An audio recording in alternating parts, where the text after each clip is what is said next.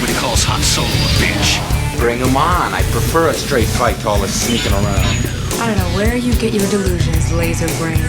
Oh, come on, bro. It's the wars.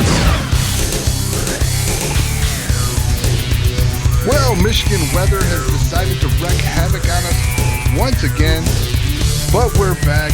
This is The Wars and More. I'm Joe, and of course with me is my good buddy Doug. Hey, Doug, how you doing, man? Doing better now. How you doing, Joe? Oh, man, this has been a wild year. Yeah, totally. Ice storms. I mean, whew. Yep. Yes. Clearly, we're talking about the week we kind of missed here, and lack of power and such things. Power on one end. Yep. The other guy's like, "Hey, my power's back." It's like, "Well, my internet's not." So right. So, two things we need: power, internet. Yes, that's how this kind of works. Yeah. So, ironically, the same things you need to download it. Right. Yes. True. So, but we're back, and with the delay, that gives us quite the full docket. Yeah. So we got 2 episodes of The Bad Batch and 1 episode of The Mandalorian to talk about. Right. Quite the quite the turn, man. Yes. Yeah. All right, so let's kick it off with The Bad Batch. It's what we've been talking about. Let's keep it rolling. Yep. Season 2, episode 10, Retrieval. Right. Nailed it. Nailed it? Yeah. Last time when we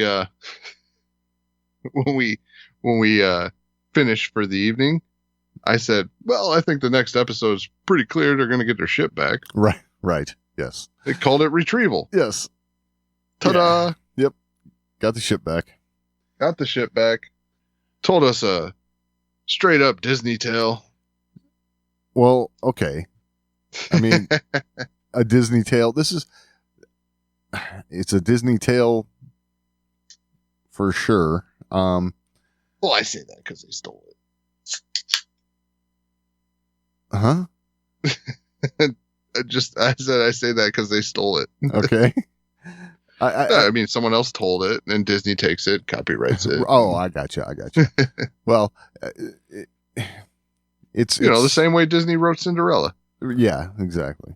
I mean, the vibe I was getting through this whole episode, just to give it kind of like an overall feel for the episode is, you've got this one warlord kind of dude running the city who's taking all the profits for himself. And hold on. What? I wouldn't say warlord. Whatever he is, it doesn't matter. He's How in about charge. I just say we just watched Star Wars Oliver Twist. In a sense, yeah, but we also watched like the beginning of The Force Awakens, one half portion. And also the beginning of Solo, Yeah. What'd you bring me? But he's hiding the coaxium. I think I called all those Star Wars Oliver Twist. Yeah, well, that's pretty much it. I mean, it's the same vibe as all that. It's like, come on, got the one person in charge getting all the reward from all the people that are suffering working for him. It's like, okay. I mean, this one even had to please, sir, may I have some more stuff with the water? Yeah. Oh yeah. Then there's the gratuitous scene of him just like chowing down all by himself. Oh man. Like I get it, right? Like there's always these recurring themes and stories and stuff like that. Yeah, totally. It's easy to bag on that kind of stuff, but right. Okay. I shouldn't go here, but I'm gonna. It's like, okay, after you get done watching the episode, okay, now take your phone that you just watched it on, go to your web browser, and search for images of children in cobalt mines. There. And see how that makes you feel. Oh, God. I mean, it's you know, I mean, that's a real life situation going on there. But you know, yeah. Wow, we just took a turn. Hey, it's heavy. But I mean, It's heavy. You know, Why are things so heavy in the future? Is there a problem with the Earth's gravitational pull? Wrong franchise.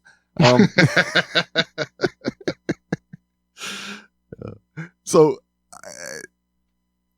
it was good, you know. It had the story was, you know, it was kind of like a regurgitated story, like, you know, but I don't know. It was okay. Yeah, they got their ship back. Yeah, I guess that's the long and short of it, right?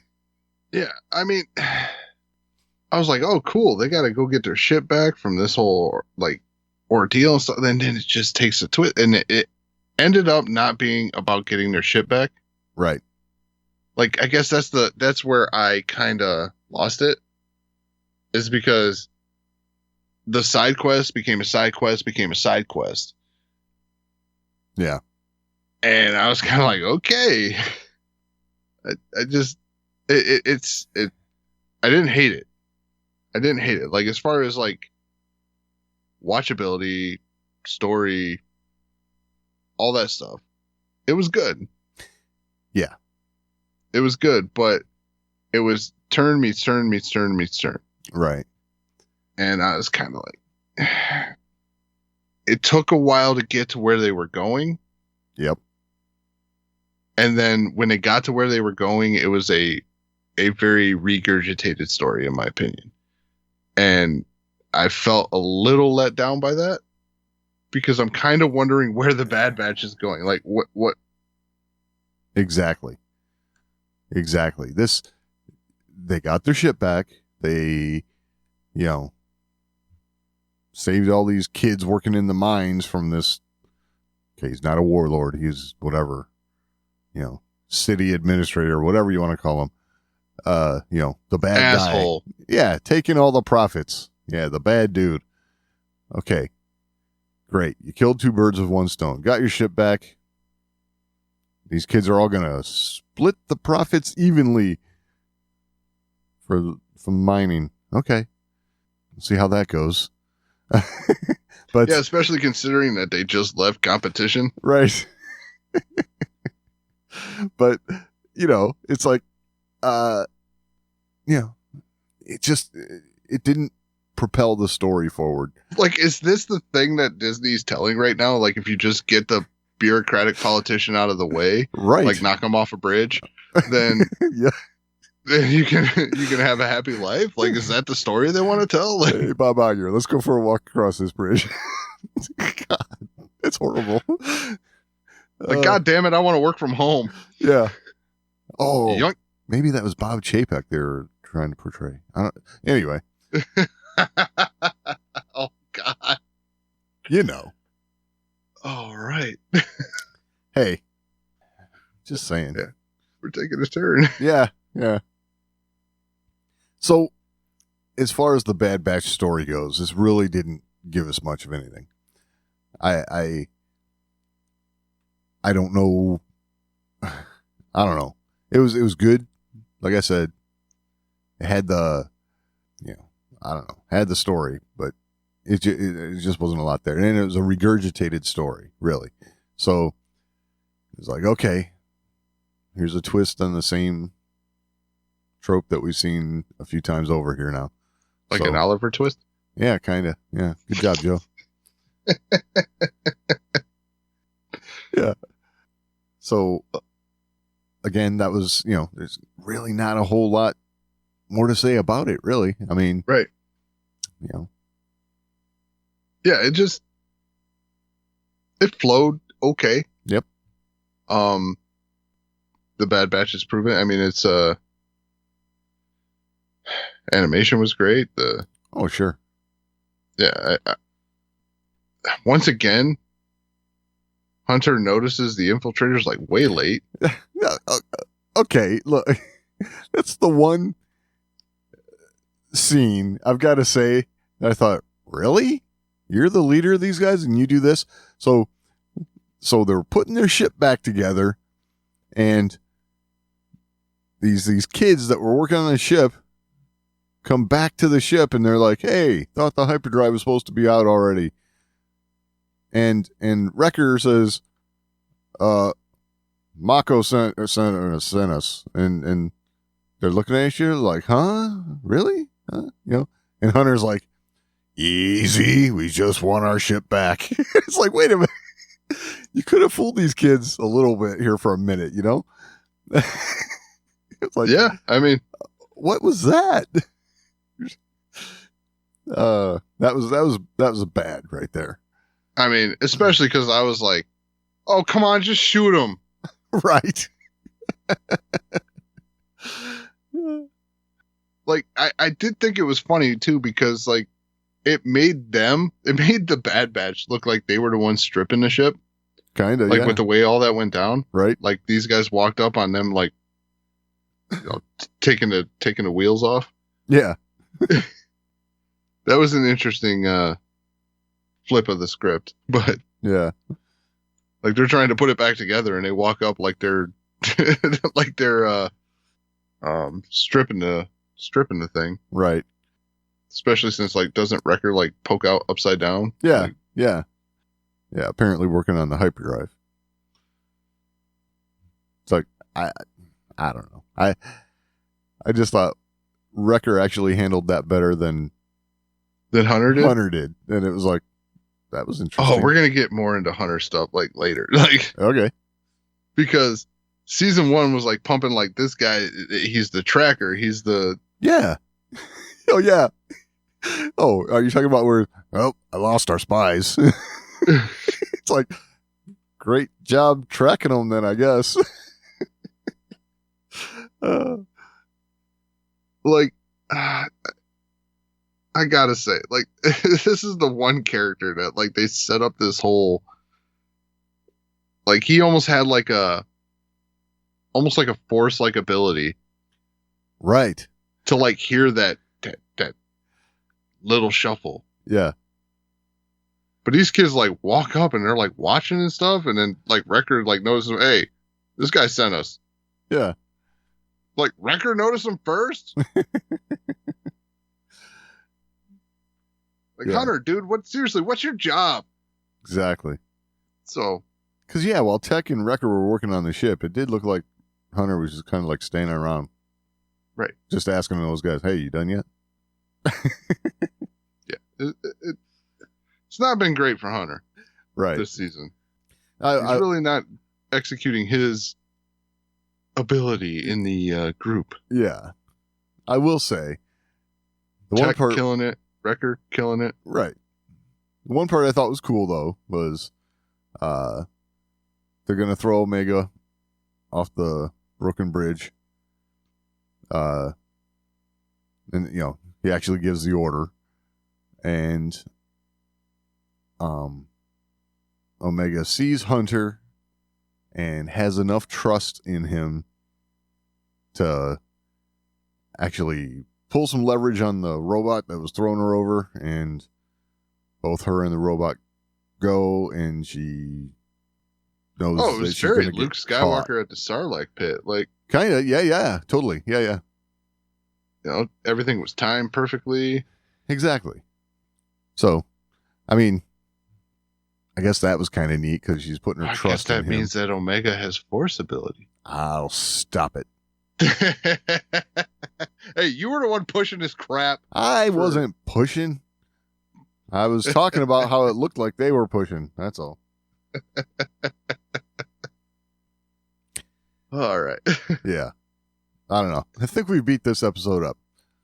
Yeah, we beat it up pretty good. Yeah. Not intentional, but No, it was on purpose. It's what it is. Yeah. It's what it is. And like, how many episodes are in this season? Oh, I forget exactly. 22 or something. I forget. Is But it 22? It's something. 16? I don't know. Okay. Because we're at 10, like right here. Right. And, just 2 weeks prior to this, we thought, oh, right.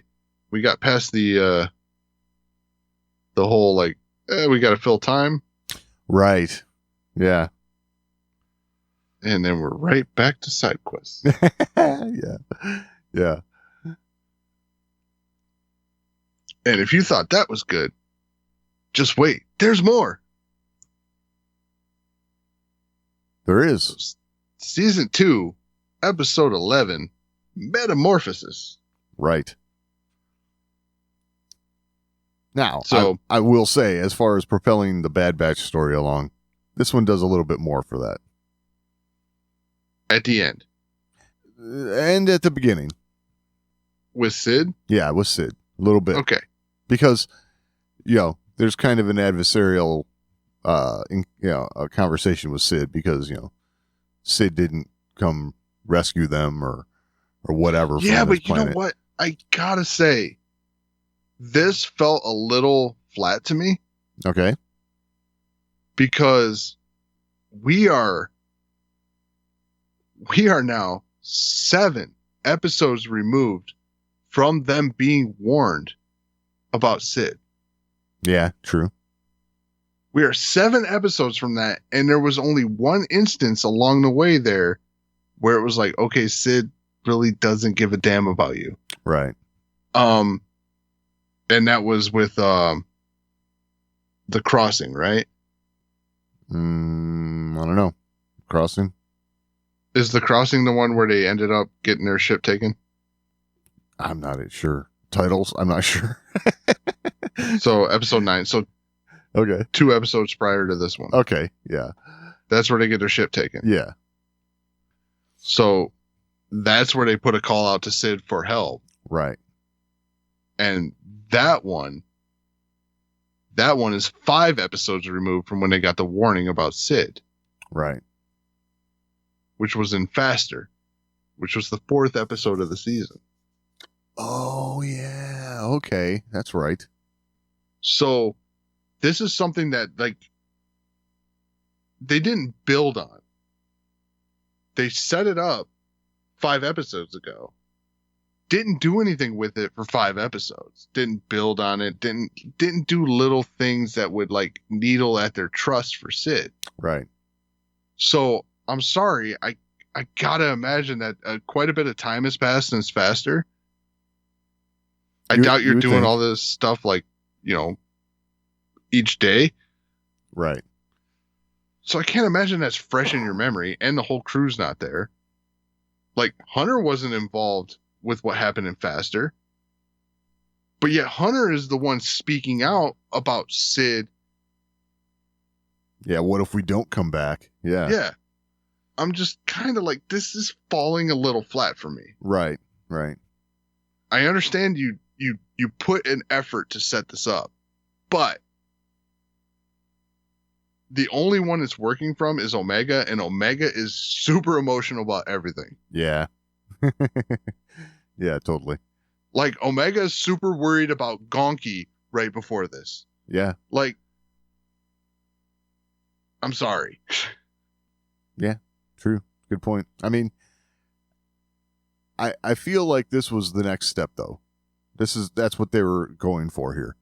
That's what they were going for. But And- like I said, they let it ride too long. Yeah. Well, hopefully it becomes more apparent here. Because, I mean, in that conversation, Sid said, you better come back with something, from that ship. And clearly they have nothing to come back with. So, Right. And they even follow that up with one more mission and then we're out. Right. Exactly. Kind of deal. So it's strained here, it's strained there. Yeah. It's Like I said, definitely blah, setting, blah, blah. Not hitting that hard. You drug this out too long. but it is setting up for some sort of conflict. That's for sure. So we'll see where that goes and see just how that hits. Oh, Sid's selling them out. Oh, totally. I think so too. Sid's going to get cornered by the Empire like was foreshadowed. With that whole, you think they're never going to make it here, blah, blah, blah, blah, blah. Right. Well, that's going to happen. And hey, and you know what I think's honestly going to happen? What's that? There's going to be a bounty that goes out for Omega because of what happens at the end of this episode. Oh, absolutely.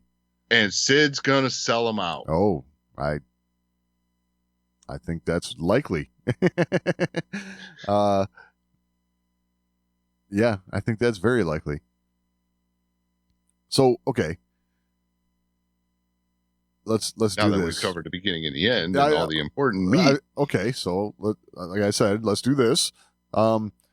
So the whole ghost ship thing or whatever, the crew Which, being lost was. Go ahead. quick question. Yeah. Did you see that starting to play out and go, oh shit, they're doing Death Troopers? Yes. Yes. Okay, good. Yes, I'm I not did. the only one. Because it was like, okay, yes, we saw this story before. That's what I was starting to think, until it kind of went a little different way here. Oh, I'm glad it did. Yeah. Because, man, did that story suck. Yeah, I agreed. But it was like, I did get that vibe from it. I was going to bring that up. That's funny. But like, you got the whole eerie thing, and like they really emphasized the clone commando glowing visor and everything. And right. Like, and in that dark scene, it's like, oh wow, they're doing Death Troopers. This is so bad. Yeah. And I don't know. I thought, man, I don't know. I thought they were going there, and yeah, it was kind of that vibe, I guess. I don't know. Yeah, but I'm glad they didn't. Yeah. So turns out it's a clone of the Zillo Beast, right? Mm-hmm. And which was it a clone? I don't think they really clarified that. I think they were doing research on the Zillo Beast. No, it was the Chancellor at the time who ordered the clone of the Zillo Beast made. Because they said this is the same species, right? And then when Tech looked back into the logs further, right, when he went back onto the ship, and right, that's when he told them. Yes, it was the Chancellor at the time who ordered it, because it wasn't the Empire that did it. It was, the Emperor, the Chancellor at the time, who ordered the at least the DNA saves, or whatever, for the clone to be made of the Zillo Beast. And it was all funny thing for the armor, right? Trying to make armor. A little bit of irony. Yeah. The same Chancellor ordered the Zillo Beast attack on Coruscant. Yes, exactly. But it was a nice callback to the Clone Wars. It was. It was cool. And to see the stages, like it was cool. Yeah. And was it for the armor or? Yeah, because it was something about the weapon for weapons. Well, armor that would be able to absorb the blaster fire, like the Zillo Beast was, because feeds on energy. Right. So I think that was what was implied that they were going for with that. So, yes, we had all that play out, which they chase it down, and then all of a sudden, a bunch of Imperial ships come in. They actually subdue it, and Bad Batch escapes, by the skin of their teeth, so. And this Dr. Hemlock,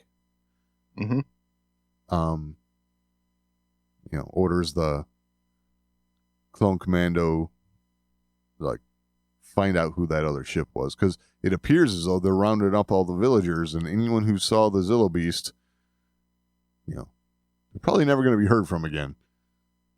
So they also need to find out who this other ship was that was there and saw them, Yeah. So they're definitely going to be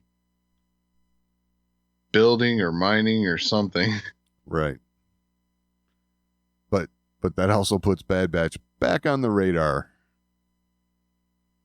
They can get it figured out who it was. So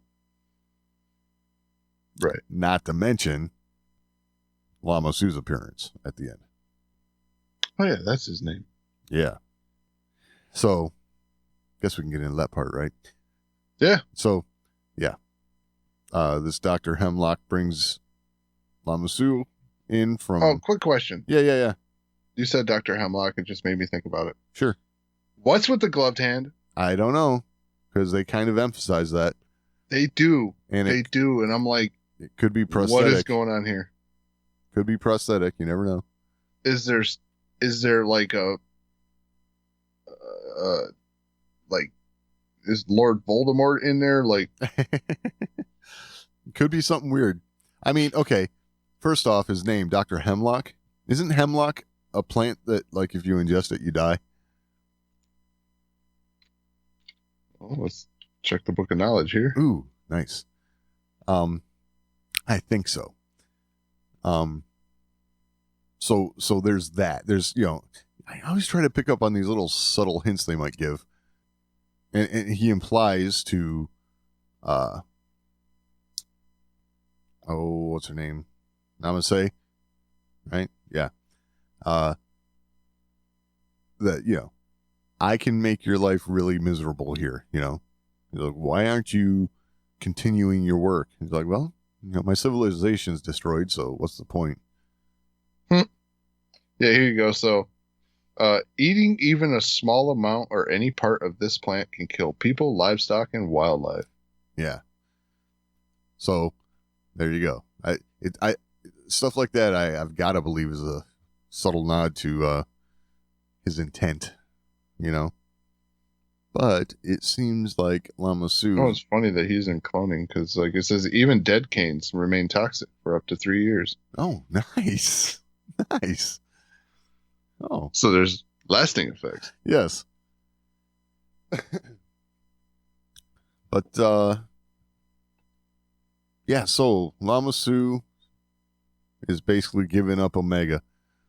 It's pretty clear that that's what the conversation they're going to have is going to be all about. So,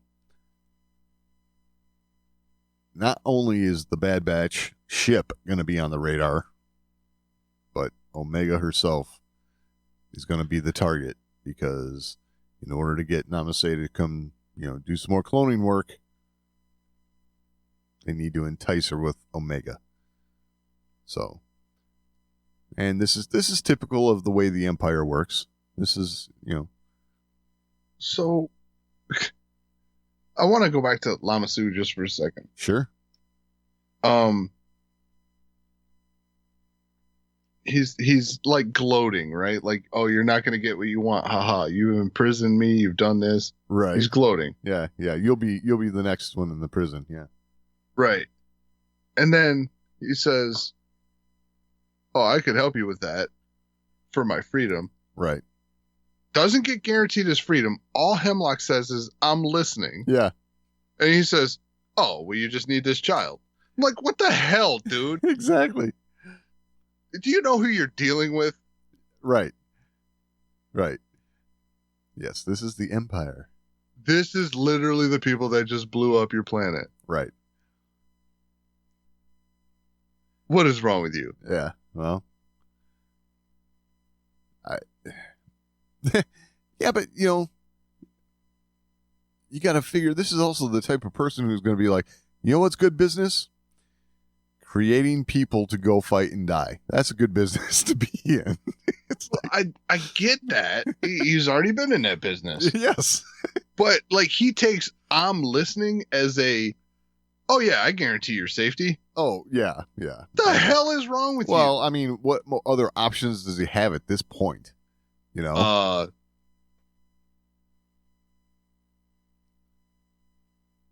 other options do you have? Die without giving them anything, or die while giving them everything. Well, I don't think. Oh, he's dead. Yeah, well, he's dead. Oh, sure, but what I'm getting at is I don't think he's got that kind of what would you call it? The wherewithal to do that. He's going to be looking for his way out. He's right, talking about his freedom. Like, for a politician, he's not even negotiating. Right. Like, I could see if he was one of the, like one of the scientists, right? Right. Getting tricked like that. Because scientists, they think in that logical manner. They're not going to get the nuances of politics, and right. They could be tricked like that. This is a politician. Yes. Who's used to making deals, right? That's kind Who's of used to making deals that like are questionable. Yeah. Yeah. And all the other guy had to say is, "I'm listening." He's like, "Oh, well, Well, Misa think that you should." Oh, yeah. That kind of gullibility. Yeah. We should give emergency powers to Yes. the chancellor. And I don't say that like bagging on Jar Jar, right? Like, Kind of. I don't say it that way. Like, Jar Jar was built as that gullible, right? Like, yes. trusting, Yes. wanting to see the best in everything and wanting to do his part. Right. Whereas this guy was crafty from the beginning. Yeah. Well, I mean, Even the crap he said in the movies, like, it was crafty. Yeah. And right now, he's stupid. again, though, he's in a position that he has no other card to play. I think he's playing the only card he's got. And that's Right, but I think you live longer if you withhold. Well, we'll see. I mean, next week we'll see, I'm sure. Yeah. Unless there's some other side trip that the Bad Batch has to go on, this time is Little Red Riding Hood regurgitated. Oh, you know what? What? I think that's exactly what's going to happen. Yeah. Because next week's episode title is The Outpost, which we haven't seen yet. So, guess what? Okay. Interesting. Which outpost? We don't know. Well, I will say this episode had a little more meat to it in regards to the overarching story. Don't disagree. I Yeah. do not disagree in the least. I think the means of getting there and like the placement of it was odd. Yeah. Yeah. Just because, and then once again, I'm going to sidetrack. Might as well. It's what they do. Yeah. So this was the perfect episode to redeem Hunter and his tracking abilities because they're dealing with a beast, right? Like, Right. Yeah, totally. nope. He still sucks at it. Yeah. Right. Like the first one that notices clues that like, wow, something weird's going on here is Tech. Yeah. The second one that notices, wow, something weird's going on here is Wrecker. Yeah. So true. And then all of a sudden Hunter's like, it's still here. Well, no shit. Yeah. Exactly. It's like you guys had to open the ship to get in. Just And saying. then after he says it's still here, they look up. It's right there. Yeah. Exactly. Wow, dude. Yeah.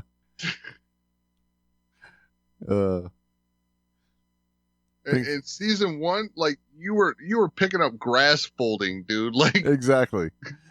Yeah. Somebody's been through here. Yeah, exactly.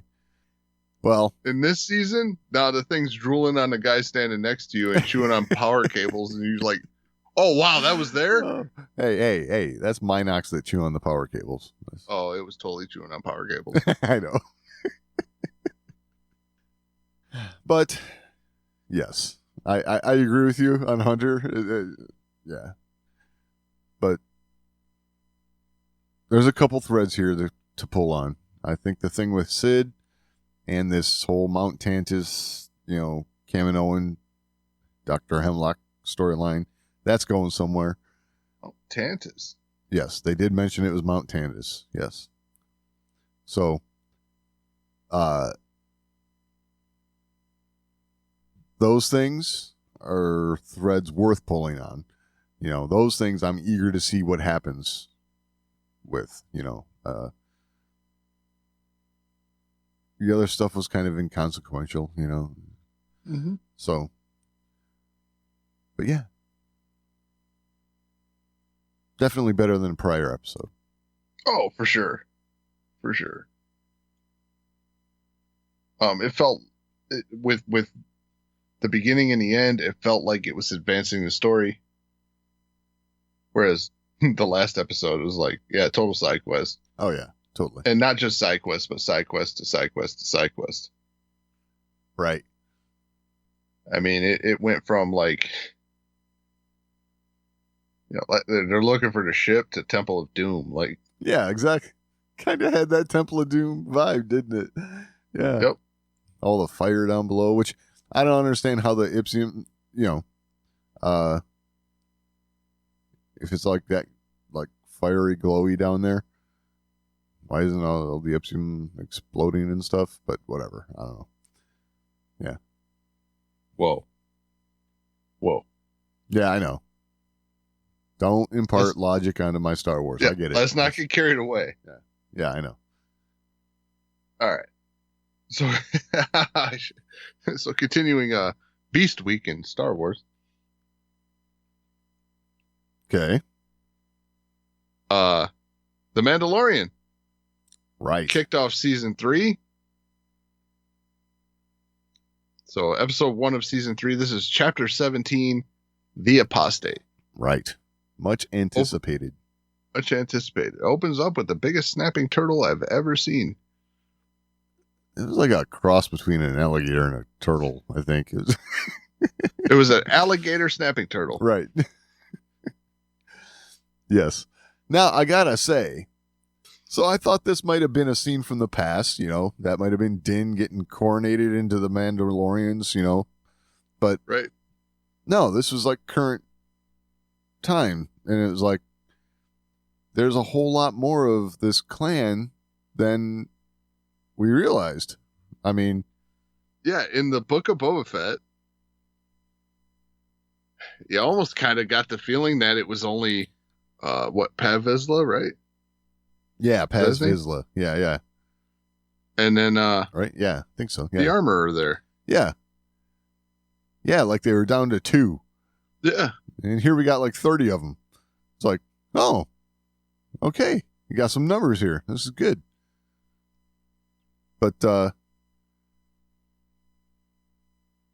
about getting the cold shoulder after you just save someone's life. That's kind of funny, isn't it? Yeah. You removed your helmet. Yeah. Yeah. I just saved your ass. Exactly. Yeah, don't matter. Helmet. Yeah. Don't forget it. Yeah. This is the most important thing here. You Yeah. removed your helmet. And not only that, but you did it willingly. Right. So if you did it on accident, would it be different? Right.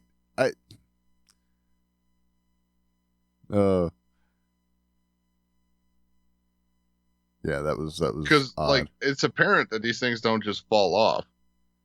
Right. Because they got smacked the, you know, blank up Yes. by this Yes. by this big old alligator snapping turtle. Right. Oh, dude. I gotta say, this is one of those moments where I was like, when they all shot the wires out of their wrist to like hold this thing, Right. I'm like, oh yeah, that's gonna work. I know. It's like if you're not attaching that to like a giant boulder or something, this ain't gonna work. Exactly. Yeah, so that's like, oh look, it rolled over and flung them all over the place. Who Yes. saw that coming? I know. And These elite fighters, you know, these Mandalorians are like dumb. right. We just blew up 3 grenades on its back. Didn't work. Let's try tying it up. Yeah. Yep. Let's just try holding it down. Yeah. I'm surprised no one tried throwing a blanket over its head. Yeah. Right. Now I will say, I thought that whole scene looked really good. Oh, it looked great. It Yeah. looked fantastic. But it really hurt this group's image, I gotta say. Yeah. Because these are supposed to be the best, right? Right. all about war, right? I mean, Death Watch, right? Yeah, they're warrior ways. Exactly. So, yeah, I don't know.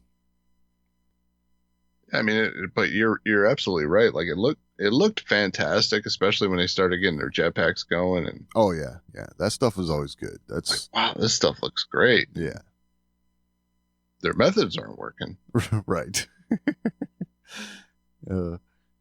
What kills me though is I don't know what planet they're on, where they're at, but they're having this ceremony. It's like, and apparently they can hear when this thing is like coming up at them, so they know that it's there.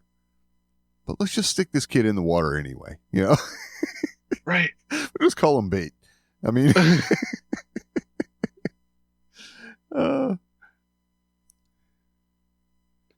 So I gotta ask. you gotta. I gotta. Okay. And I know I shouldn't, but okay, these are Mandalorians, right? Yeah. These are elite fighters. Yep. So you are fighting a creature that is armored with a turtle shell, Yeah. right? Yeah. When you set your explosives, Right. why do you set it in the middle of the plate of that shell Yeah. and not on the seams of said shell? I don't know. I mean, why wouldn't you like? That popped up. I was like, "Are you kidding me?" The thing is like, growling and screaming at him, and its mouth is wide open half the time. Why don't you try and throw one of those into its mouth? Right. I mean, Like, go for the soft spots. exactly. Not the middle of the damn plate. Right.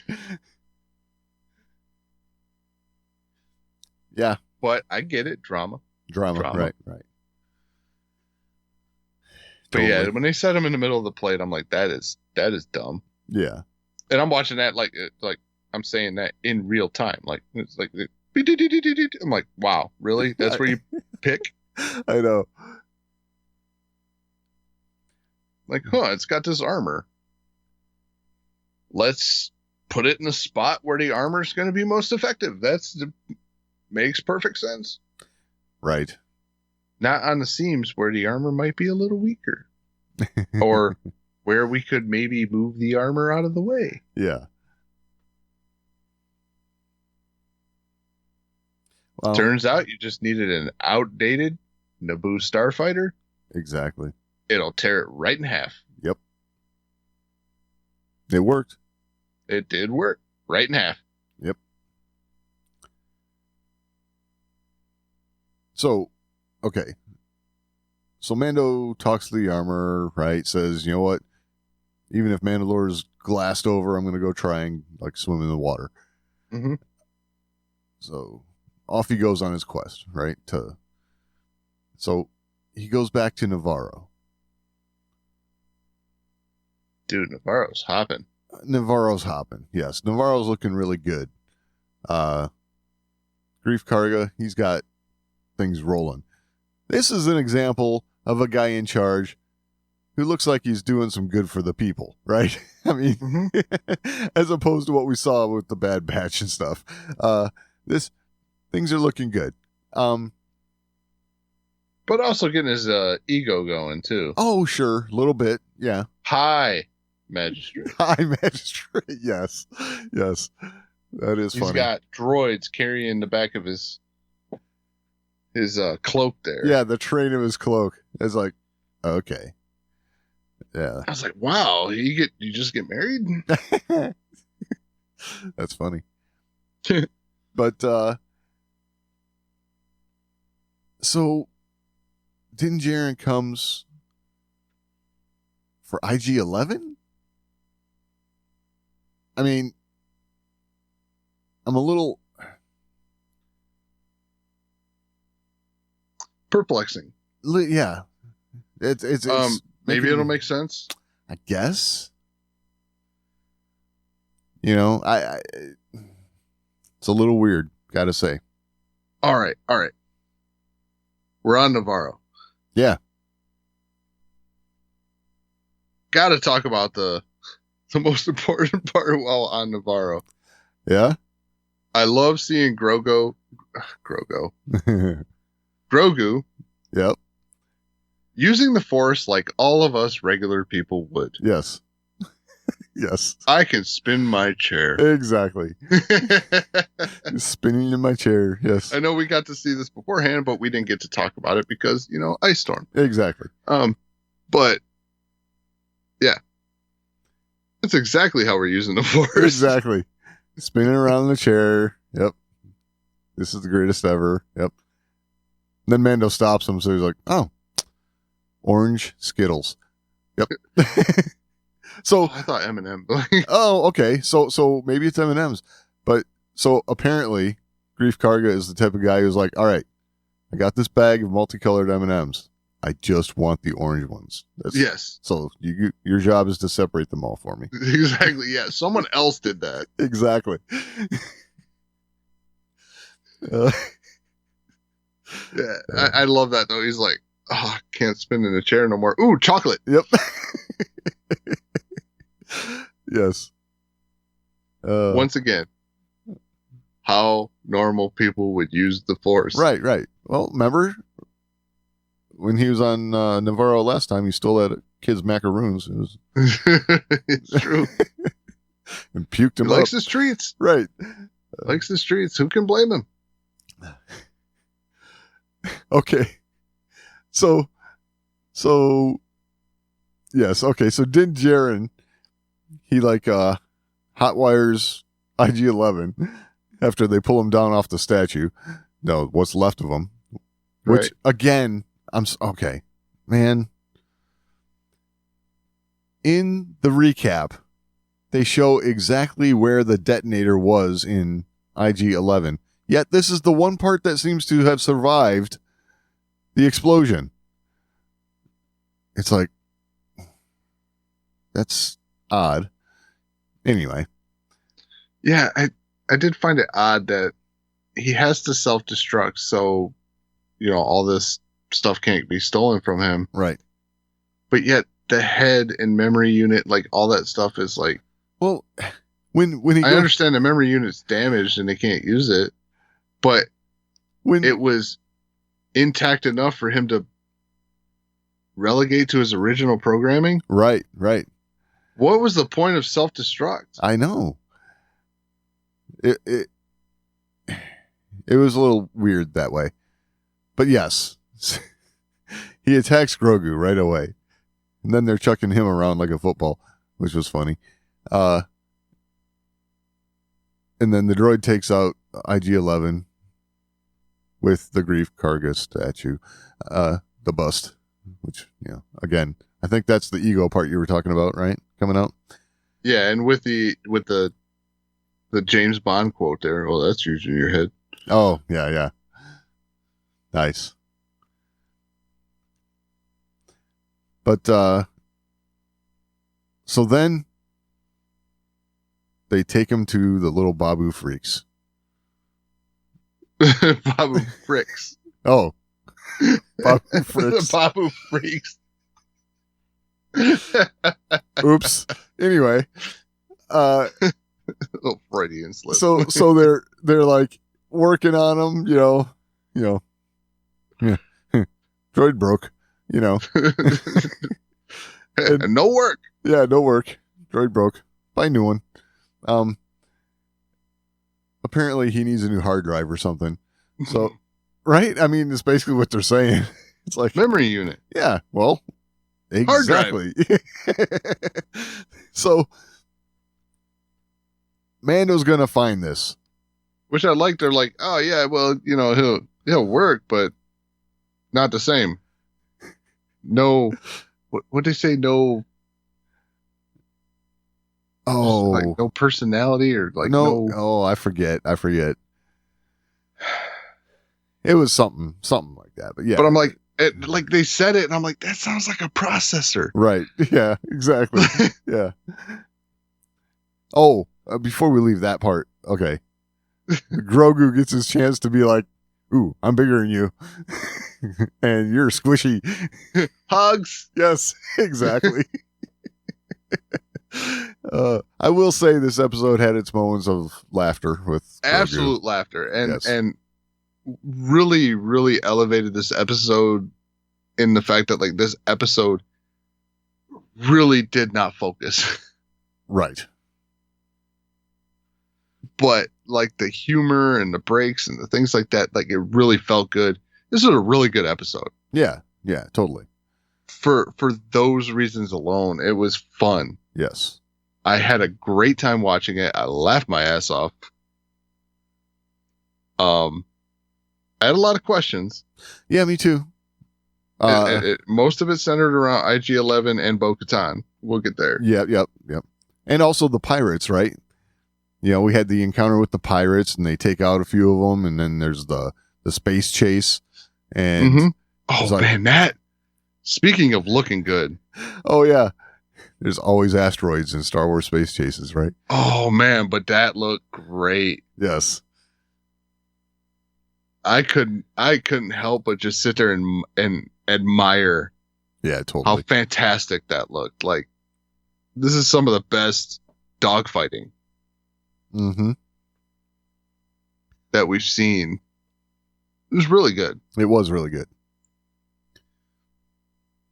But I think that right there was just a setup for something to come later on in the season, you know? Oh, for sure. For sure. That guy's not going away. Yeah, exactly. What's his name? The Davy Jones of Star Wars. I was thinking Swamp Thing, but you know. Well, he definitely looked like Swamp Thing, but Yeah. I think the idea was like Davy Jones, like, you know, squid face, like Right. Pirates of the Caribbean, you know? Yeah.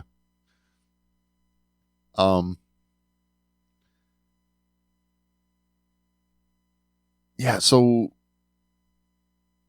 dude, there's something we kind of like went right on by at the beginning. Yeah. Yeah. So they're in hyperspace, Din's sleeping. Grogu's watching the Purgil out the window. Oh, yeah. It's like, okay. This right here is some foreshadowing, I think, for Ahsoka. Yes, for Thrawn and Yeah. Ezra. Yes. I So, thought the same thing. I Made yeah. a note to say something. And So did I, and I skipped right over it. Yes. So, okay. That's pretty much all there is to say about yeah, it. that's all there is to that. So anyway, yes. Bo-Katan. What you got to say about Bo-Katan? One, Yeah.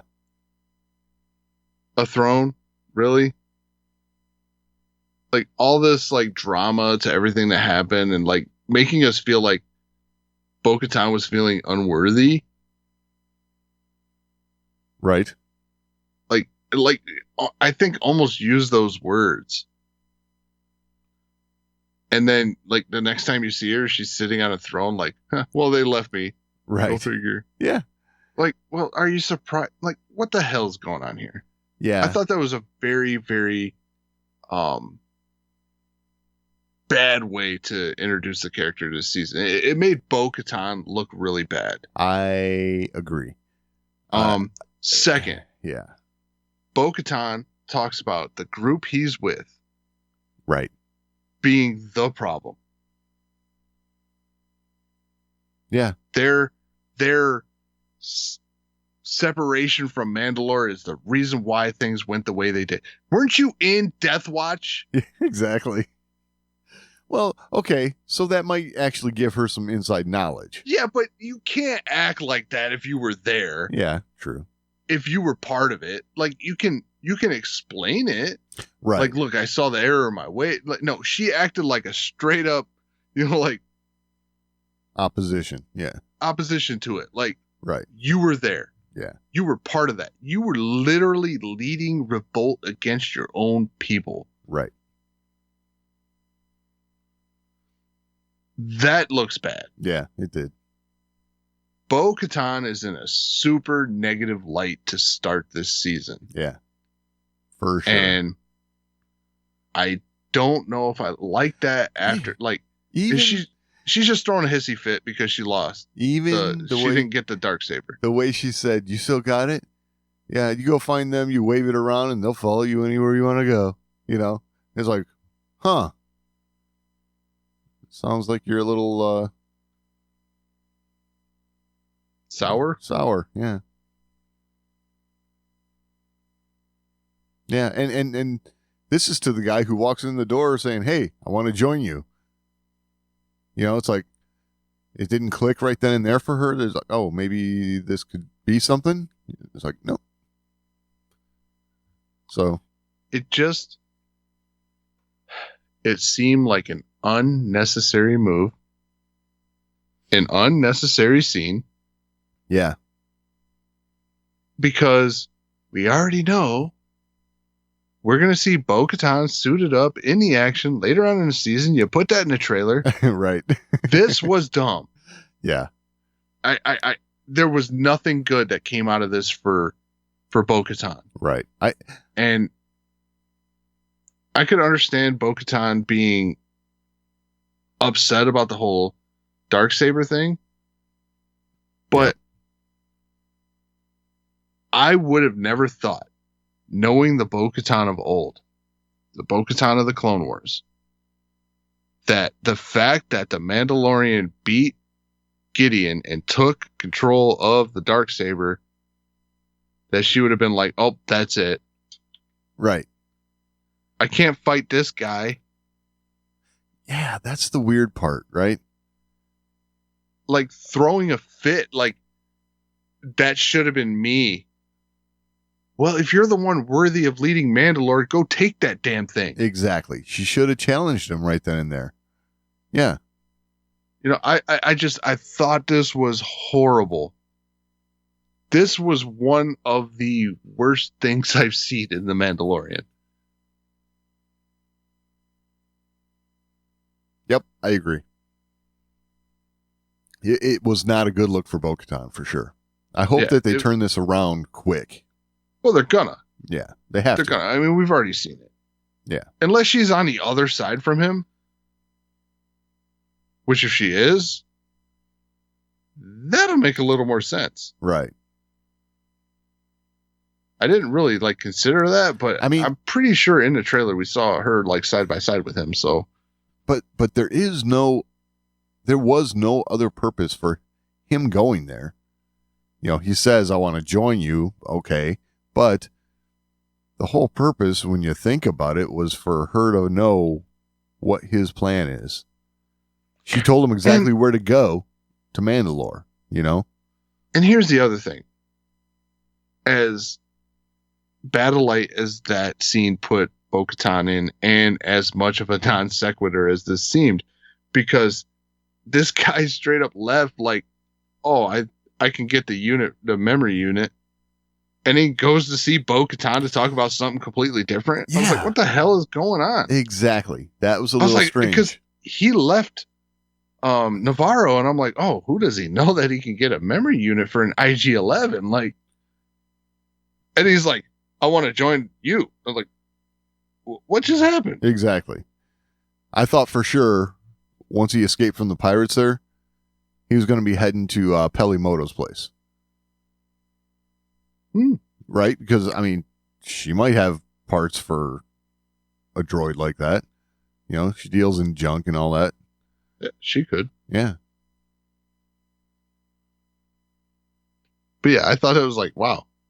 Non sequitur into a bad scene. And then the end. You had a lot going for you. Yeah.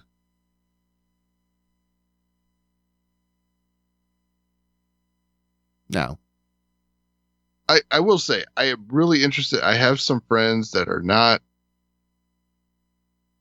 as well versed in prior Star Wars, particularly the Clone Wars, things like that. Right.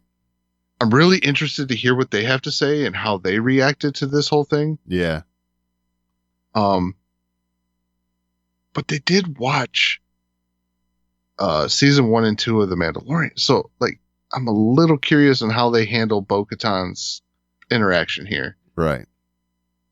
Because it was truly awful. I don't use those words often when I'm talking about this, but that was truly awful. Yeah, that part. Yeah. I think it was for the singular purpose of Bo-Katan knowing where Din Djarin's going to be going. And that's it.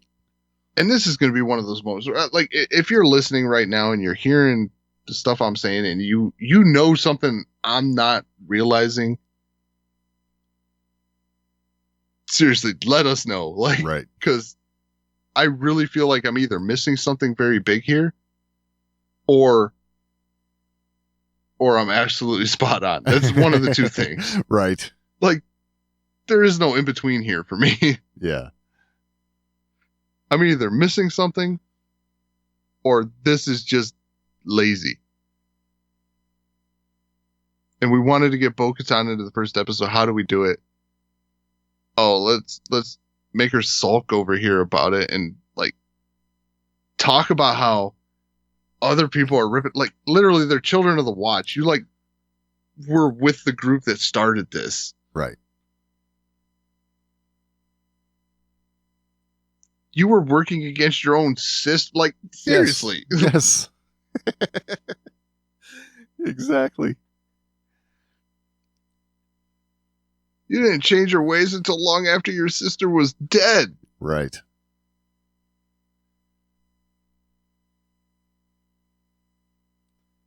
And in all honesty, it's just proving more and more why you're not a leader. Right.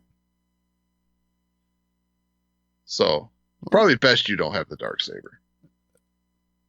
Maybe we're going to get to see an evolution in Bo-Katan where she becomes a leader. That would be cool to see. I would like to see one that other arc. thing. Yeah. She talks about the waters and things like that. Like, oh, yeah. Yeah. and superstition.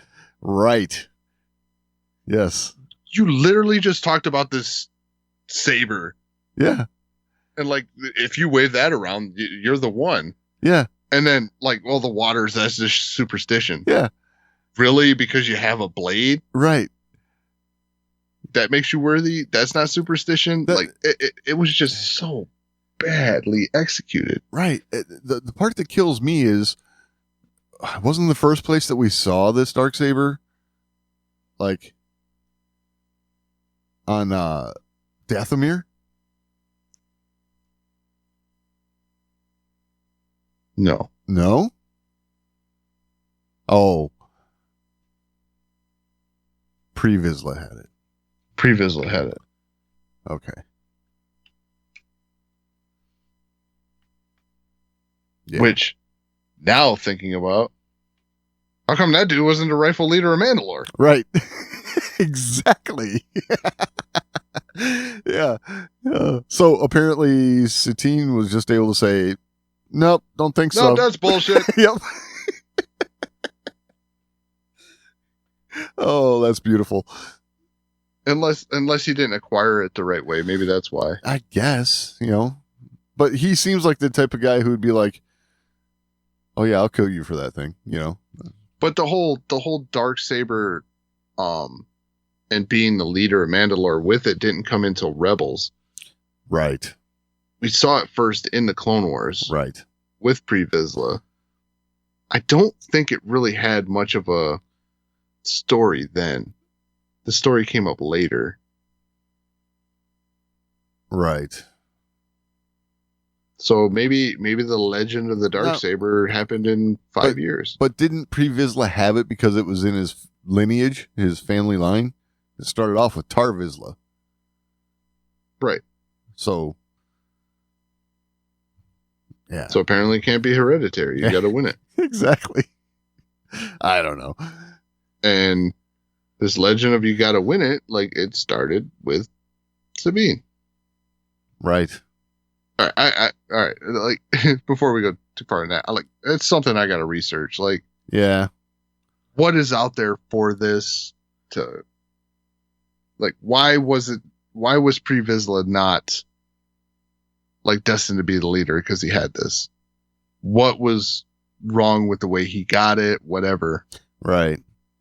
Which that's probably the explanation. He didn't get it the right way. Well, that was also at a time when Satine was trying to make Mandalore,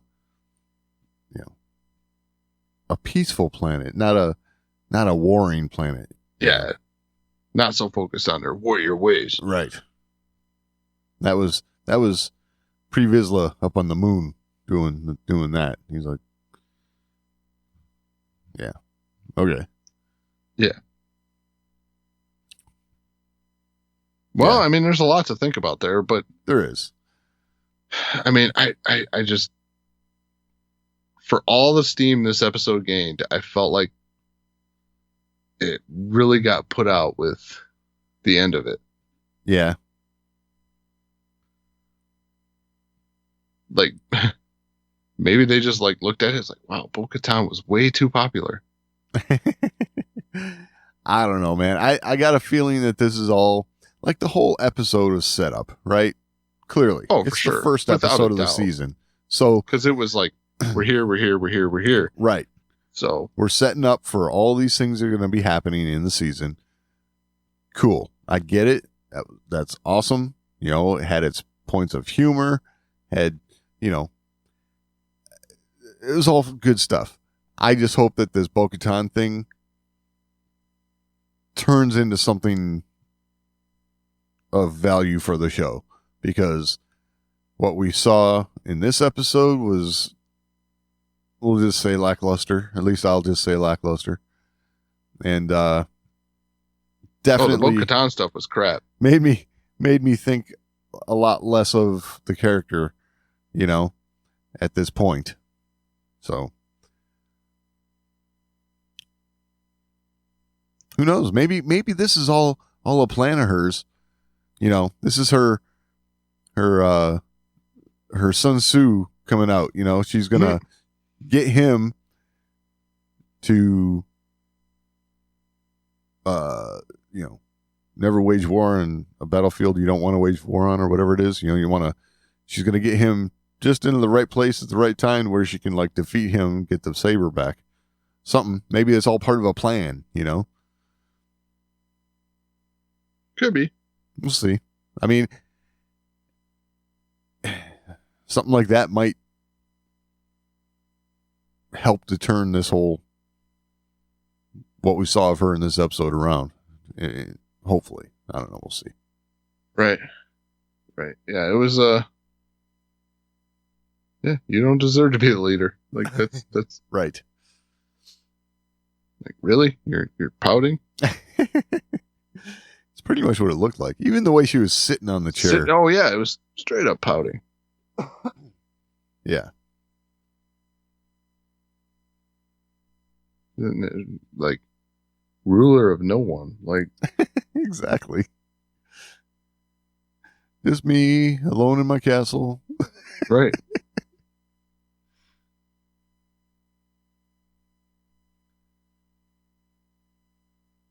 So, yeah. Well, all right. If you have anything to add, you can always email us, show@thewarsandmore.com. It's the best way to get a hold of us. We're also on social media, @thewarsandmore on Twitter, facebook.com/thewarsandmore. You can find all that and all the ways to find the show over at thewarsandmore.com. Any final thoughts this week, Doug? No, I think we've about covered it. All right. Hopefully we'll talk next week.